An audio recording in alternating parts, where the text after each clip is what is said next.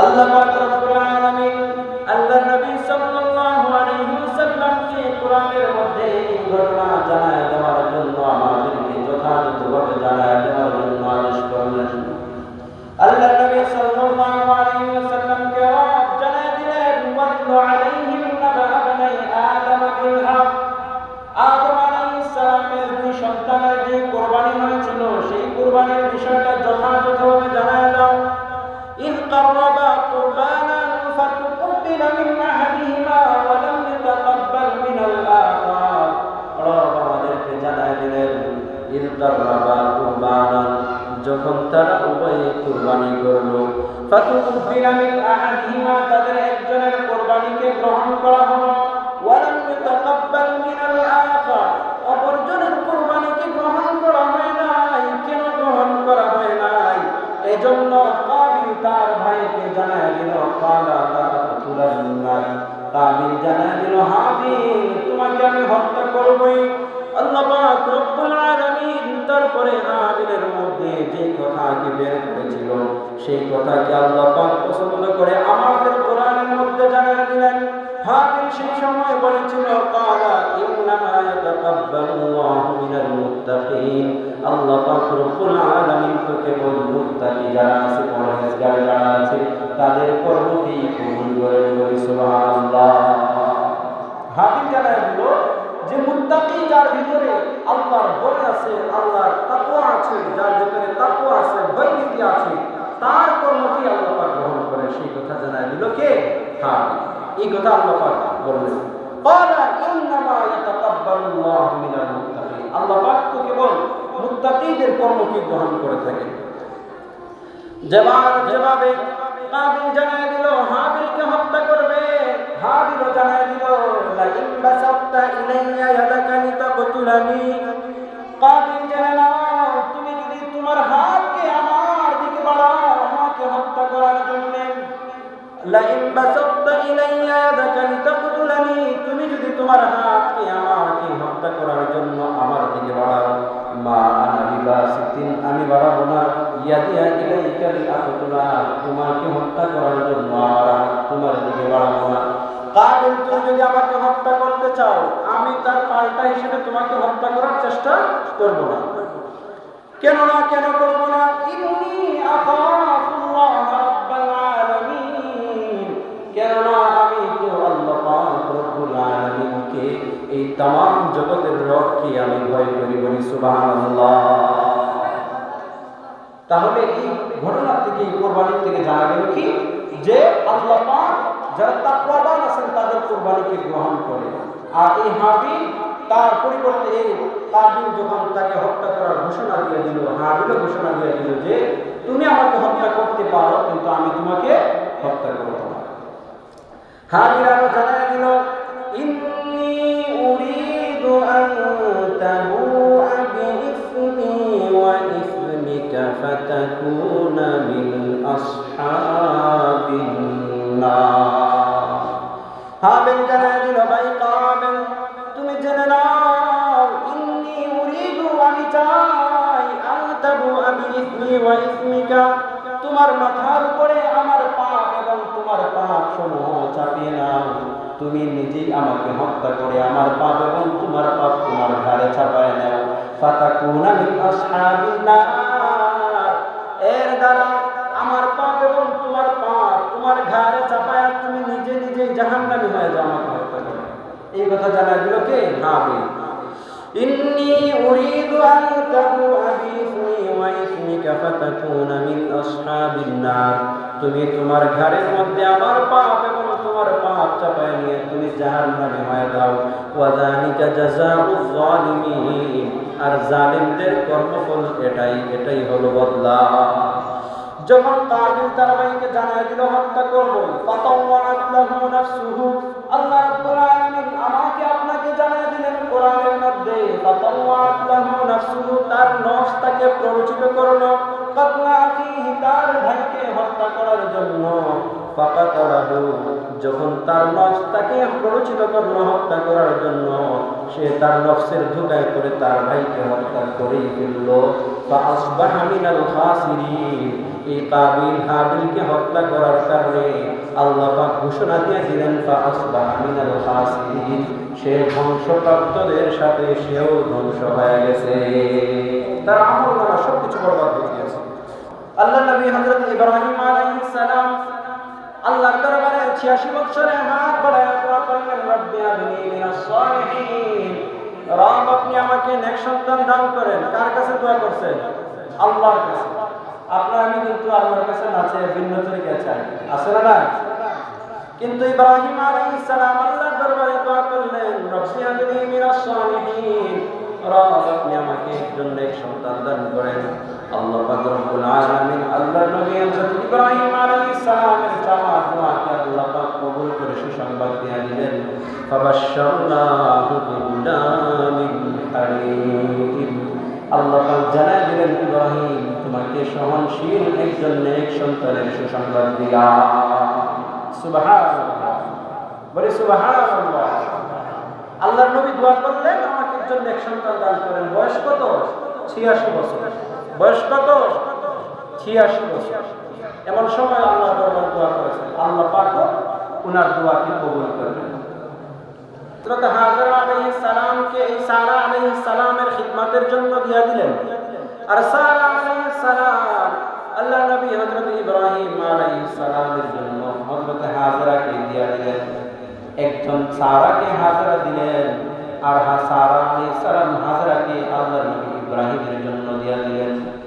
আর এই হাজরা আলাইহিস সালামকে আল্লাহ নবী ইব্রাহিম পরিণয় সূত্রে গ্রহণ করে নিলেন, বিবাহ করে নিলেন।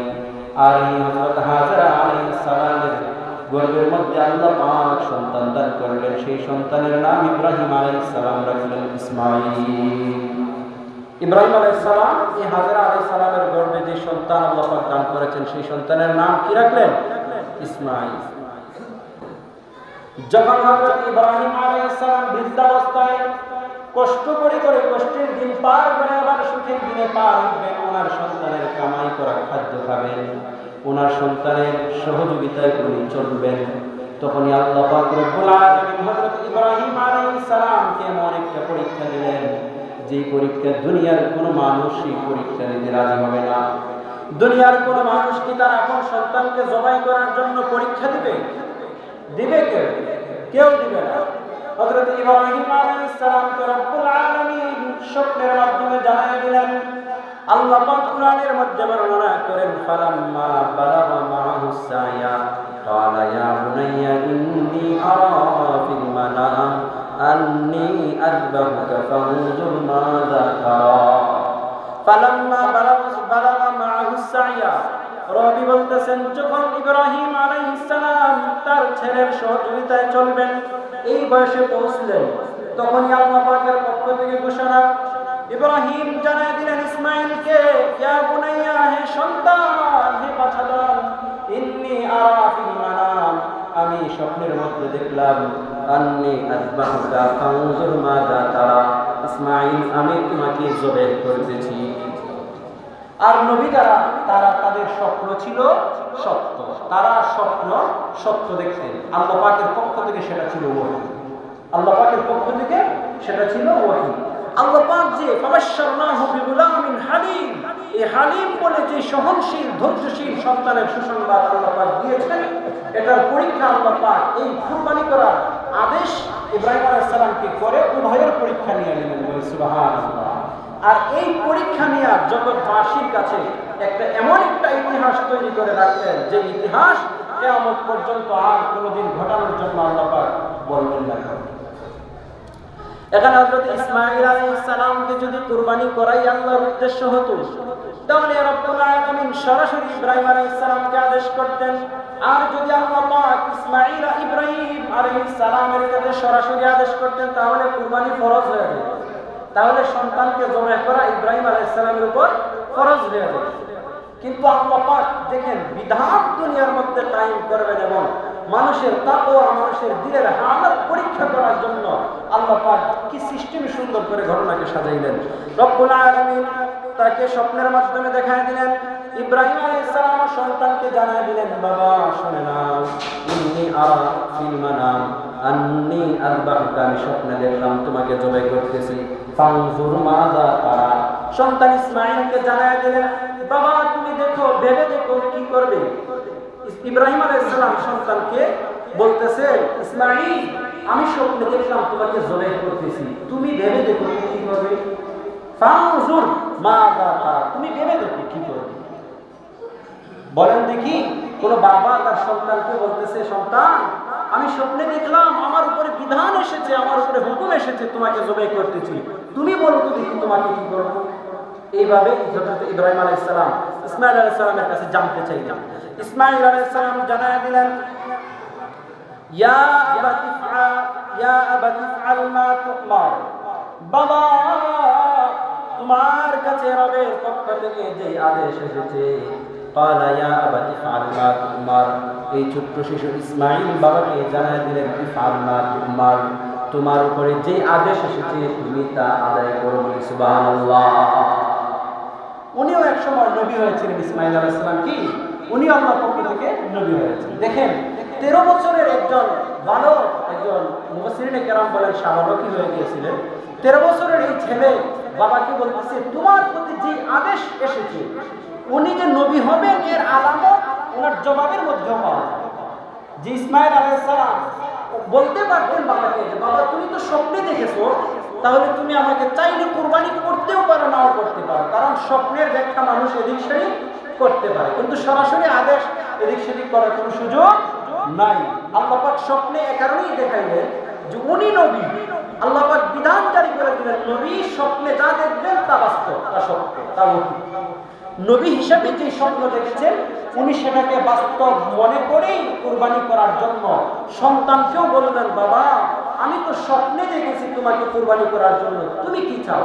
সন্তানও জবাব দিলেন, বাবা তোমার কাছে যেই আদেশ এসেছে, সন্তান বলে নাই তুমি স্বপ্নে যা দেখেছো সেটা বলে নাই, কোরআনের মধ্যে আছে ইফআল মা তুমার, তুমি যা স্বপ্নে দেখেছো, যেটা তোমার কাছে আদেশ এসেছে সেটাই তুমি আদায় করবে। সুবহানাল্লাহ।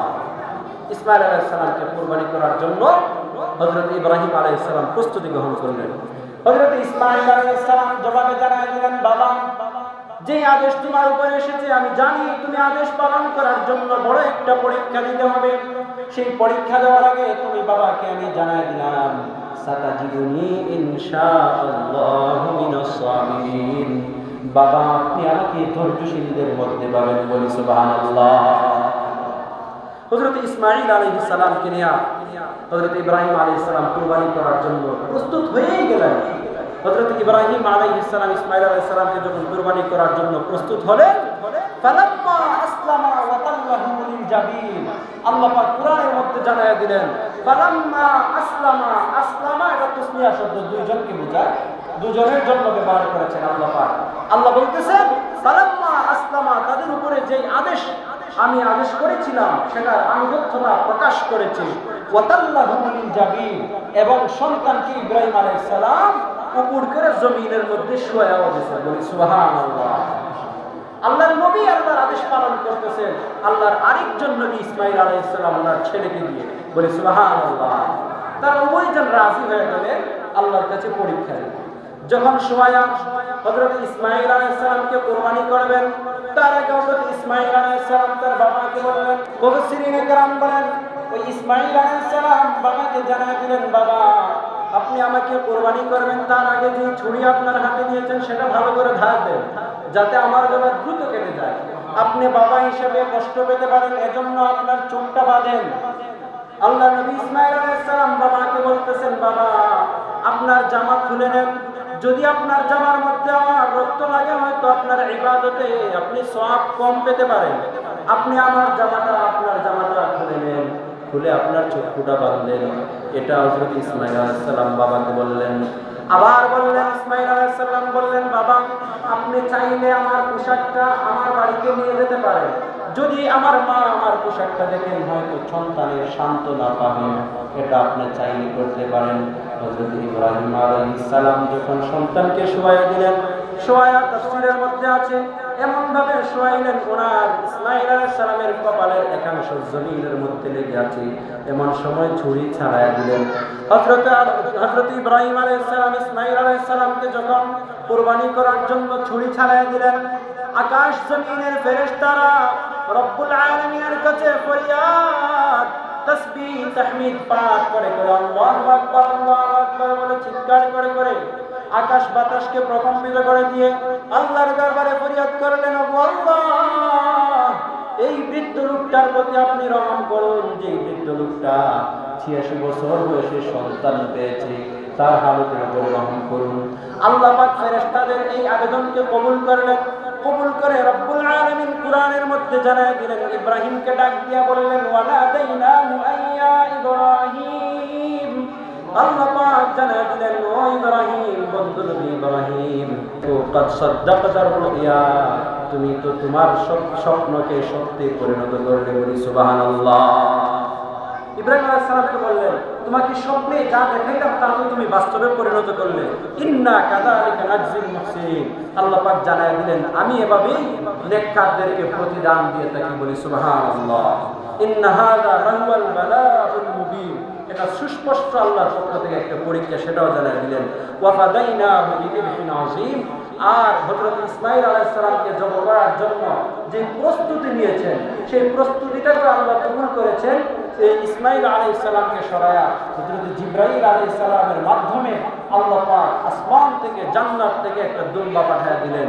এটাও বললেন, ওয়া ফাদাইনাহু বিযিবহিন আযীম। আল্লাহ পাক এই জন্তু পাঠিয়ে দিয়া ইসমাঈল আলাইহিস সালামের গলার পরিবর্তে এই দুম্বার গলাটা কাটলো। হযরত ইসমাঈল আলাইহিস সালাম এবং ইব্রাহিম আলাইহিস সালাম যখন ভাবলেন ওনার সন্তানকে কুরবানি করে ফেলেছেন, এই কথা ভেবে যখন উনি চোখ আকাশের উপরে তাকাইলেন, তাকায় দেখেন ইসমাঈল আলাইহিস সালাম পূর্ণ রয়েছেন এবং একটা দুম্বা কুরবানি হয়েছে। তখনই আল্লাহ পাকের তাকবীর এবং তাহমিদ আল্লাহ পাকের পেশ করেছেন। বলি সুবহানাল্লাহ। এই হলো কুরবানি। আল্লাহ পাক এই কুরবানির মাধ্যমে আসমান এবং জমিনের বাসিন্দাদেরকে জানায় দিলেন যে, বাসিন্দারা শুনে নাও, উম্মতেরা শুনে নাও, এই কুরবানির উদ্দেশ্য আল্লাহ পাক যে তোমাদের যে ধন সম্পদ ইত্যাদি যে তোমরা কুরবানি করো, সেই গোশত আল্লাহ পাকের উদ্দেশ্য নয়। লা ইয়ানালুল্লাহ লুহুমুহা ওয়ালা দিমাউহা ওয়ালাকিন ইয়ানালুহুত তাকওয়া মিনকুম। আল্লাহ পাক তোমাদের কাছ থেকে এই কুরবানির রক্ত নেন না, গোশত নেন না, এমনকি এই কুরবানির চামড়াও আল্লাহর কাছে পৌঁছায় না, পৌঁছায় শুধু বান্দার তাকওয়া। সুবহানাল্লাহ। এই আগের কুরবানির যে ইতিহাস, আদম আলাইহিস সালামের উভয় সন্তান যে কুরবানি করেছিলেন, সূচনা করেছিলেন, সেই কুরবানি থেকেও শিক্ষা নিলাম যে আল্লাহ পাক যারা তাকওয়াবান তাদের কর্মকে গ্রহণ করেন। আর এই কুরবানির থেকেও আল্লাহ পাক জানায় দিলেন যে মানুষ এই তাকওয়াকে আল্লাহ পাক পরীক্ষা করেন। আল্লাহ কোরআনের মধ্যে জানায় দিলেন, কুল ইন্না সালাতি ওয়া নুসুকি ওয়া মাহইয়ায়া ওয়া মামাতি লিল্লাহি রাব্বিল আলামিন।